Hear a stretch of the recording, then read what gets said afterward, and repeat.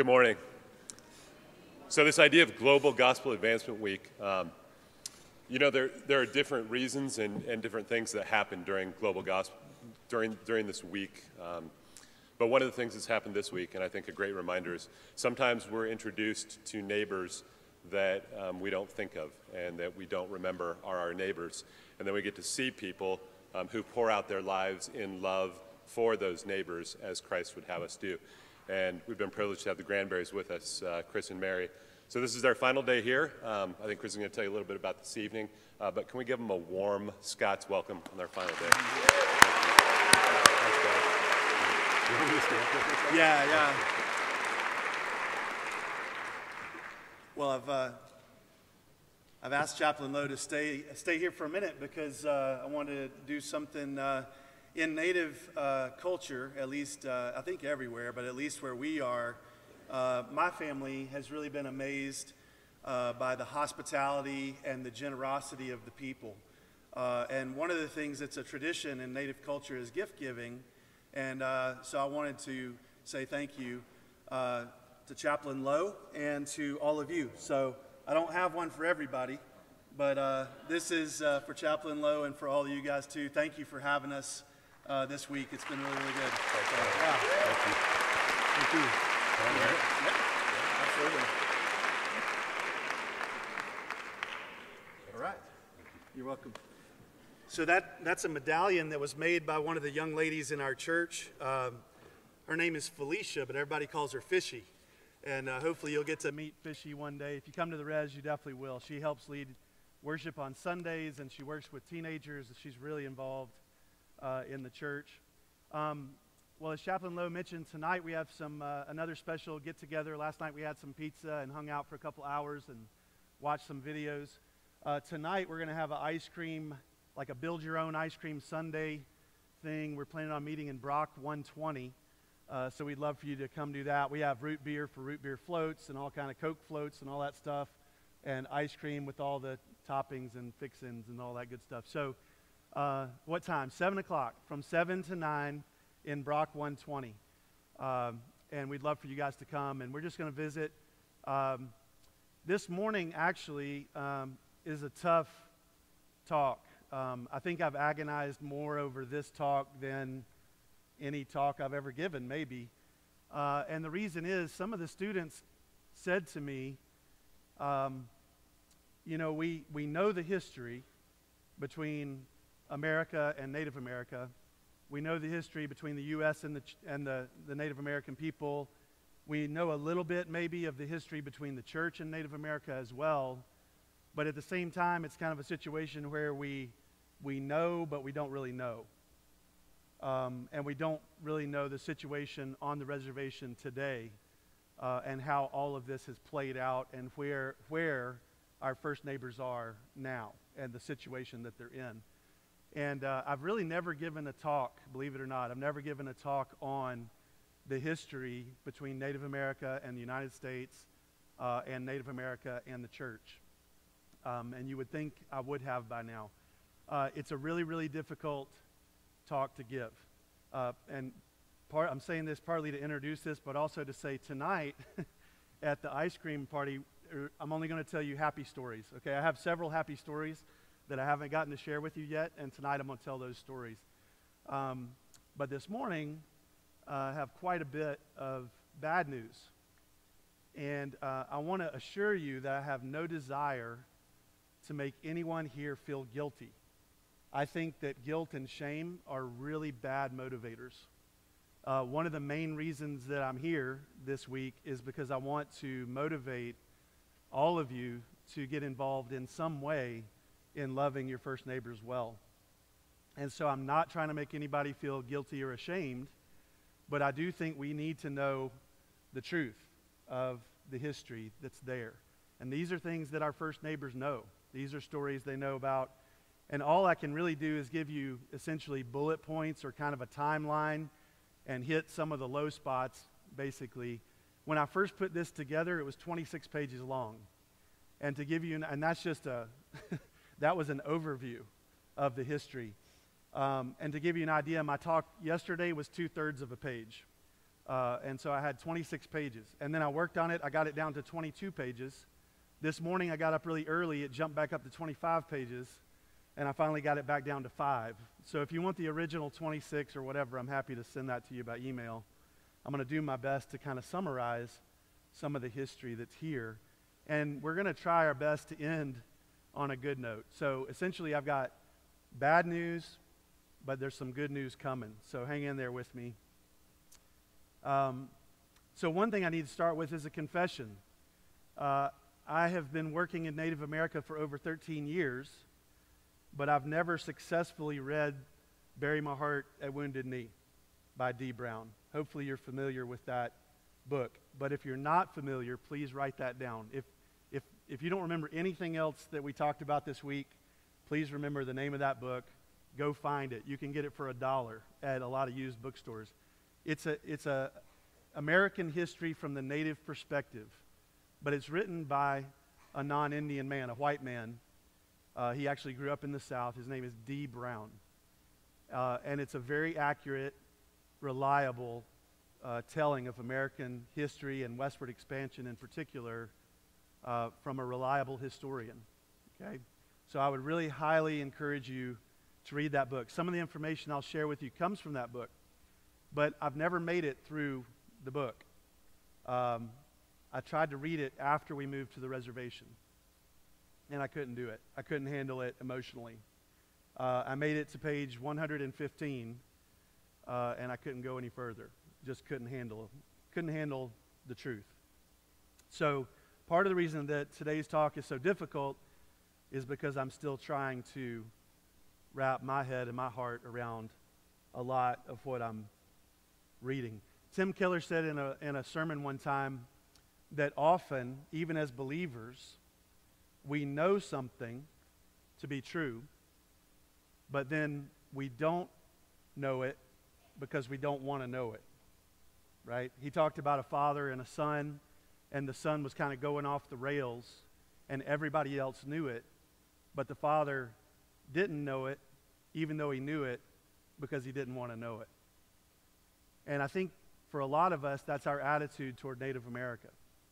We know there's a really bad history there, but we don't know because we don't want to know. But one of the little phrases we've been talking about the last couple days is this quote from Alistair Begg. You'll remember this.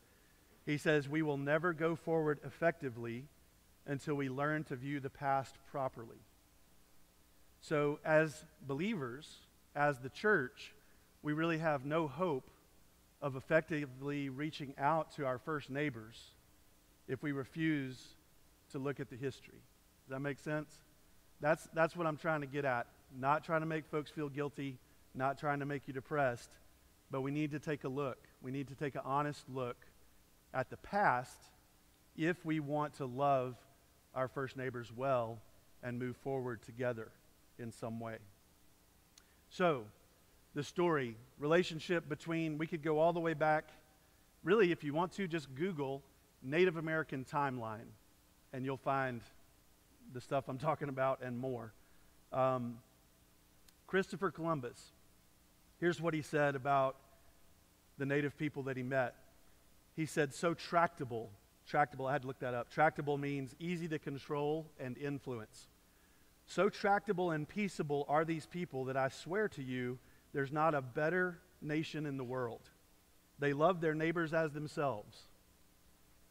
And their discourse is ever sweet and gentle and accompanied with a smile. And though it's true that they're naked, and yet their manners are decorous and praiseworthy. So then he goes on to say, they could easily be commanded and made to work and sow and do whatever might be needed to build towns and be taught to wear clothes and adopt our ways. That was his assessment. Soon after that, he proceeded to kidnap 10 of the native people he was talking about and take them back to Spain, where they could be taught the Spanish ways. One of them died soon after arriving there, but not before he was baptized as a Christian. The Spaniards were pleased that they were the first ones to make it possible for an Indian to enter heaven, and so they hastened to spread the good news throughout the West Indies. At first, the native people in that area did not resist conversion to the Europeans' religion. But they did resist strongly when hordes of these bearded strangers began scouring the islands in search of gold and precious stones. The Spaniards looted and burned villages. They kidnapped hundreds of men, women, and children, shipped them back to Europe to be sold as slaves. When the people resisted, this brought on the use of guns and sabers, and whole tribes were destroyed. Hundreds of thousands of people were killed in less than 10 years after Columbus set foot on the beach in San Salvador in 1492. That's a brief look at history with explorers. If you can go look, there's a lot more, a whole lot more. The first massacre on American soil was done by one of the explorers in 1549 or something like that, 100 people killed. If you move forward, so you could go history with the explorers if you want to. If you want to come forward, you could go history with colonists, between Native America and the colonists. There were some really good interactions. There were times of peace, but there was also a lot of really bad stuff. This one was one I had never heard of. When the Dutch landed on Manhattan Island, they bought it for $60 in fishhooks and glass beads. Not long after that, they levied a tax on one of the tribes in the area. And then there was some sort of offense that was committed actually by white settlers, but it was blamed on that tribe. And so Dutch soldiers were sent to arrest some of the tribal members, and in the process killed 4 tribal members. So then the tribal members killed 4 Dutch people. The Dutch soldiers then retaliated with running bayonets through men, women, and children, hacking their bodies to pieces, leveling the villages with fire. And for 2 more centuries, these events were repeated again and again as European colonists moved inward. And that's true. Again, a lot of that comes from D. Brown, and you'll see a pattern of interaction between colonists and settlers and Native Americans that's very similar to that, where something happens, it escalates, and an entire village, sometimes an entire tribe, is completely wiped out. If you move forward, we can go all the way, we'll move forward to 1845. I think this is a key moment. A very damaging idea takes root called manifest destiny. John O'Sullivan was a writer who coined the phrase, and he said, "Our manifest destiny is to overspread the continent allotted by Providence for the free development of our yearly multiplying millions." The term and the concept were taken up by those desiring to secure the Oregon Territory, where we live now, California, Mexican land in the Southwest, etc.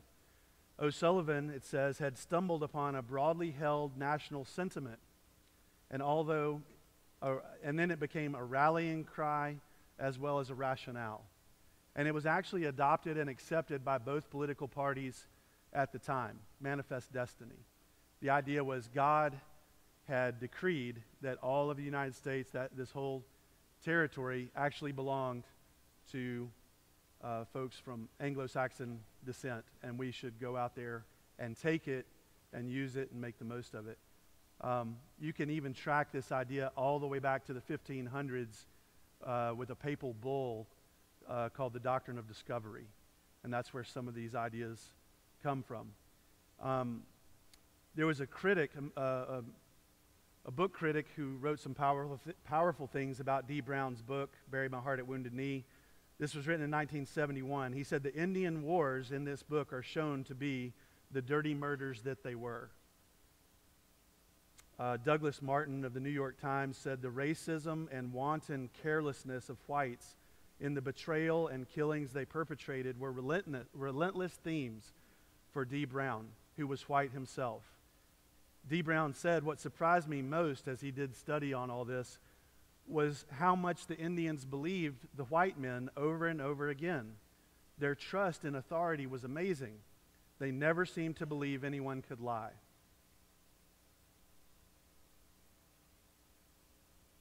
He also said, "To the Indians it seemed like the Europeans hated everything in nature.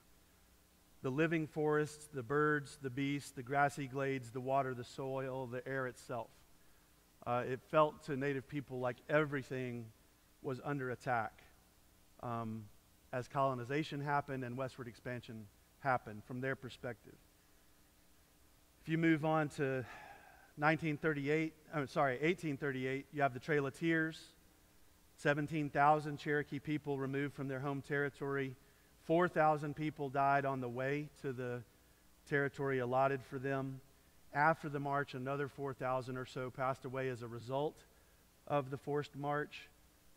And then within a year, half of those survivors again, the ones that have survived all that. So a total of about 8,500 Cherokee people out of the original 17,000 passed away as a direct result of the Trail of Tears. And by the way, they say they call it the Trail of Tears because non-Indians lined the way and wept as the Cherokee people passed through. Interesting, too, that there were actually Presbyterian missionaries who had started a mission not far from here that was incredibly successful. And I forget which president it was that visited, but he said, this is the model. This is the way we should interact with Native America all over the country, just like this. But then Andrew Jackson came into power. The Trail of Tears happened. The missionaries from that mission station went on the Trail of Tears with the people.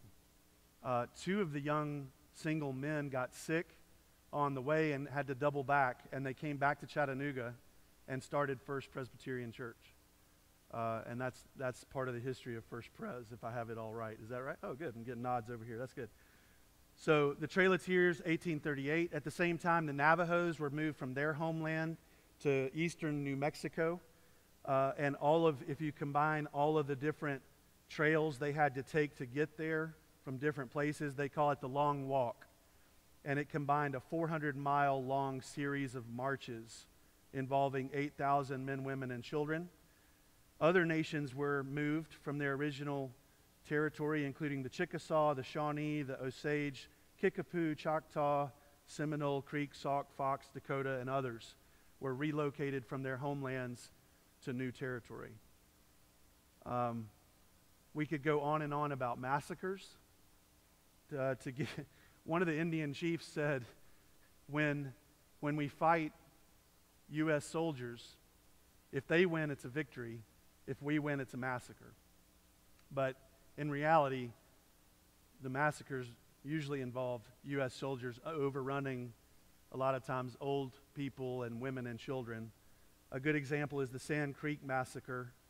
675 soldiers, U.S. soldiers, led by Colonel John Chivington, who was a Methodist pastor, killed more than 200 Cheyenne and Arapaho villagers, mostly elderly men, women, and then children. In the midst of it, their chief, Black Kettle, raised an American flag and a white flag as symbols of peace. And people gathered under the flags only to be mowed down. Chivington ordered his troops to take no prisoners and to set fire to the village, forcing the survivors out into the open where they could be killed. Chivington and his troops paraded mutilated body parts of men, women, and children in downtown Denver as a celebration. There's more massacres. I'll let you look them up if you want to. 1879, the idea of Indian boarding schools was established. And this part of the history is particularly painful for Native people and for believers, because the various denominations partnered with the federal government to establish Indian boarding schools for children. Keep in mind, in 1879, the United States was still at war with many parts of Native America. But they established boarding schools. The man in charge of this was an Army officer named Richard Pratt, and he based the educational program on a program he had developed in an Indian prison. And that's essentially what the boarding schools were. Children were taken from their families by force without consent and were hauled far away to these schools. They cut the children's hair. They dressed them in uniforms. It was a military-style school. They weren't allowed to speak their language. They were forced to speak English. They were given Christian names And that's why a lot of names in Native America don't match the people that you're meeting. I've mentioned Wendell. Hannigan is a good friend of ours. Believe me, his ancestors were not Hannigans. Many of the children were named things like Thomas Jefferson and George Washington and that sort of thing because the people giving the names thought that was cute. They were also named after the disciples and lots of Bible names. A lot of people, if they couldn't pronounce the last name of the native child, they would give them a name like Bob or Jim or Joe or Bill, just to make it easy. So Richard Pratt, who founded the first of these schools, had an amazing quote. He gave it in a speech in 1892. He said, "In general, people say that the only good Indian is a dead one. And in a sense, I agree with this. But really what he was saying, the quote, his famous slogan that all the boarding schools, 150 or so boarding schools, believed was you have to kill the Indian to save the child. So a lot of military people in that time would say the only good Indian's a dead Indian.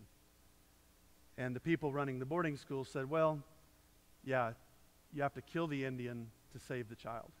You have to separate the child from their culture. So a lot of people call it cultural genocide when they talk about the boarding schools.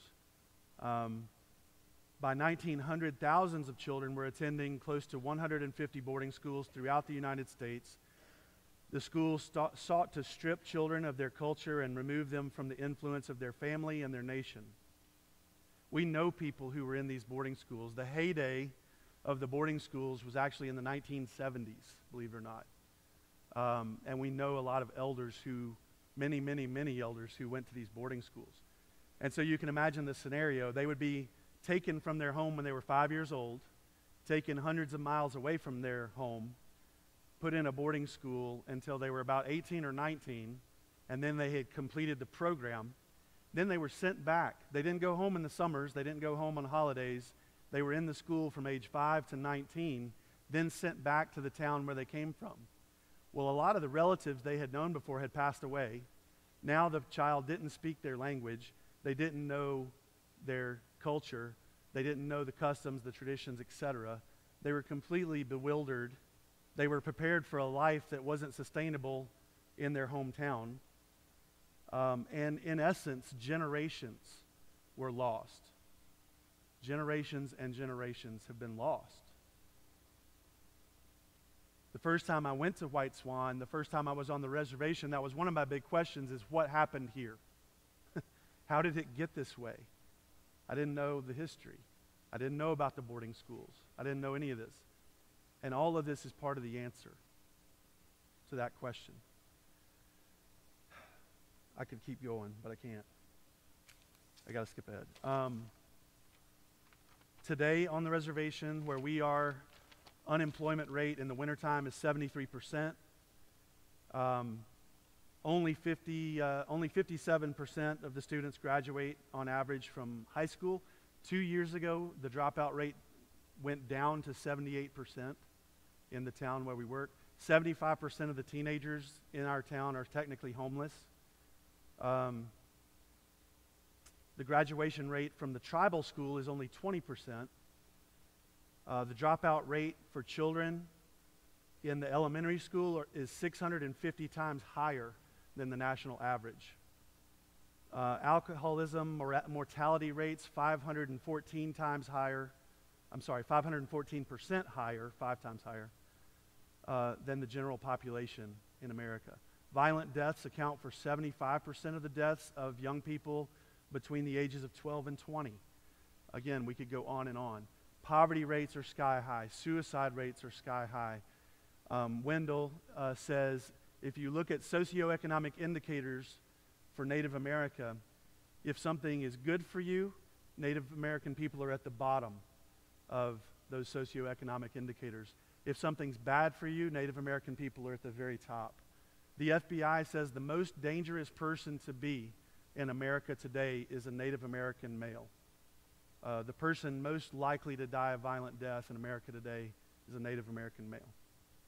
So what's the point of all this? I wanted us to get to the Good Samaritan. You guys know the story. I'm not going to read it to you.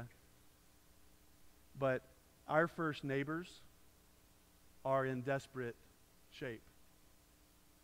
Essentially beaten, robbed, killed, or left for dead on the side of the road. Right?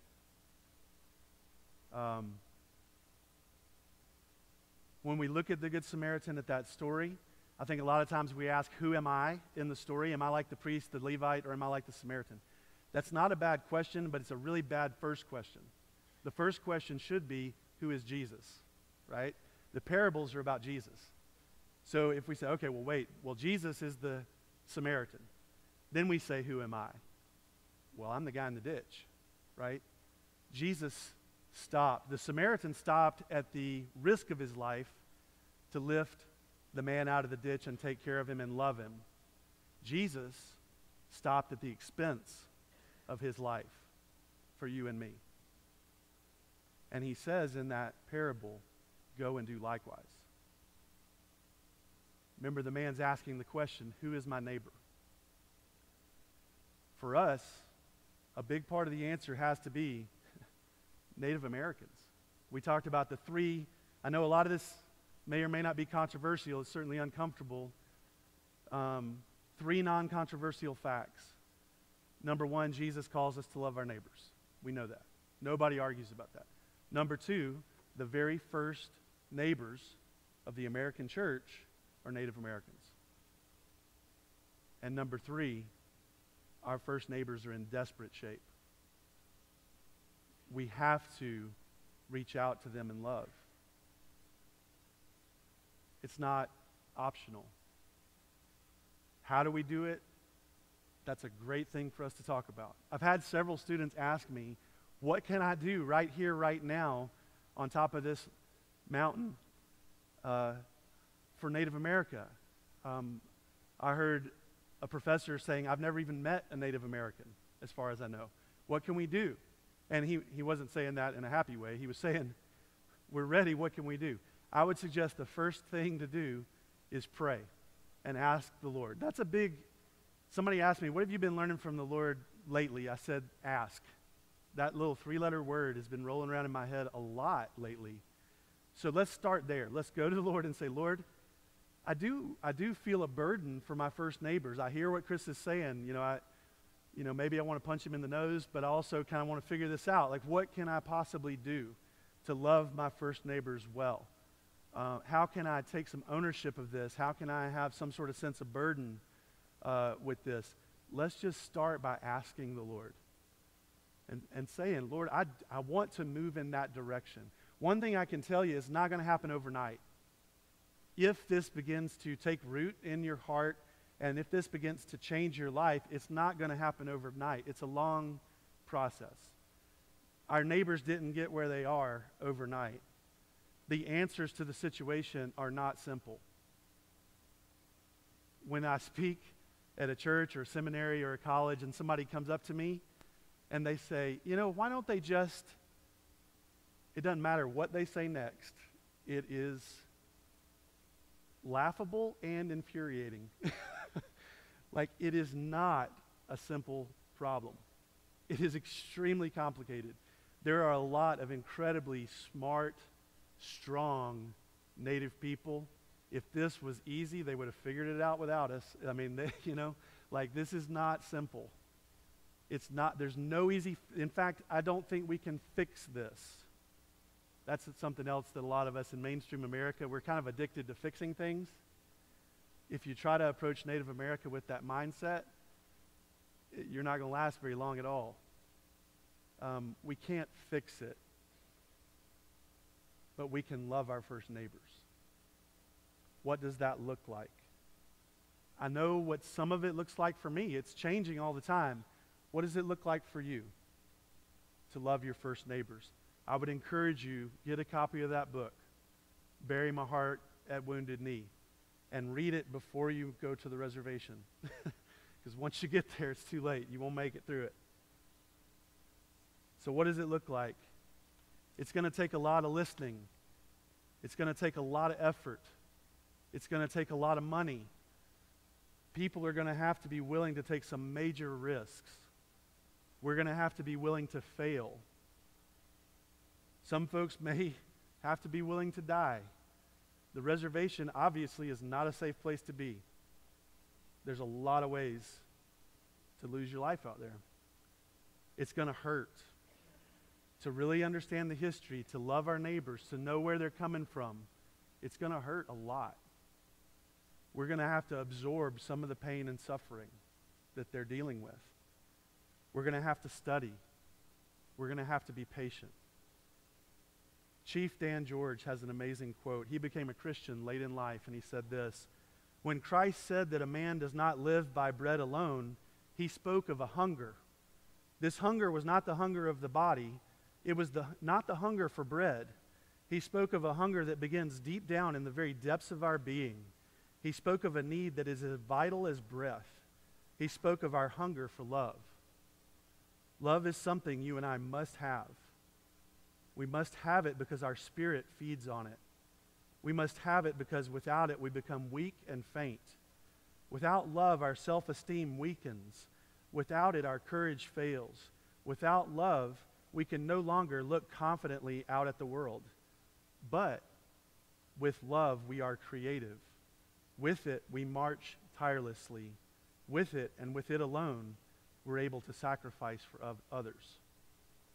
If you have experienced the love of Jesus, the ultimate Good Samaritan, if you have experienced that love and you're aware of that love, you're going to long deep in your soul to share that love with your neighbors who are suffering.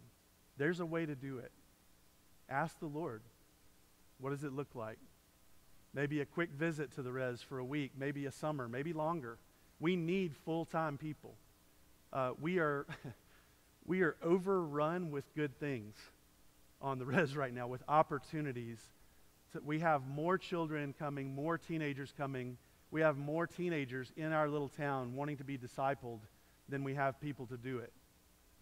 We're running as hard as we can and barely keeping up.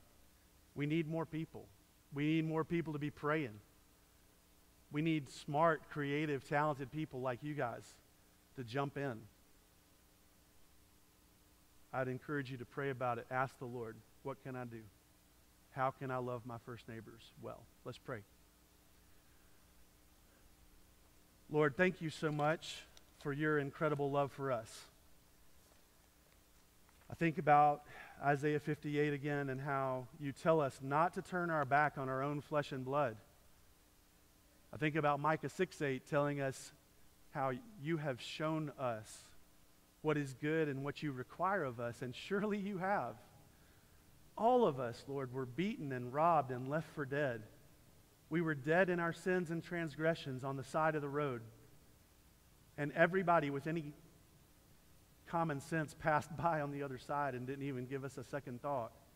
But you came and you gave everything you had to reach down into that ditch and pull us out at the expense of your life. Lord, I pray that you would fill us with love like that. Fill us with faith and courage. Lord, it's time. It's time for our Native American brothers and sisters to be welcomed in to the kingdom and into our family, for us to love them, for them to experience your love through us and hear your truth in the context of your love. Lord, please make it so and use us, each and every one, however you see fit. In your name we pray. Amen. Thanks.